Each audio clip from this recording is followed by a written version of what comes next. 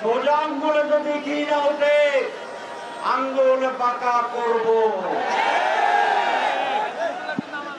ঘি আমাদের লাগবেই। 2 নম্বর কথা, সময় ক্ষেপণ।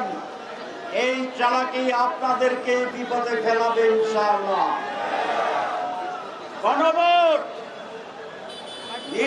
জাতীয় নির্বাচনের আগে হতে হবে।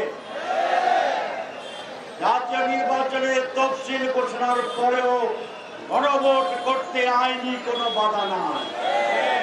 সুতরাং সময় আছে।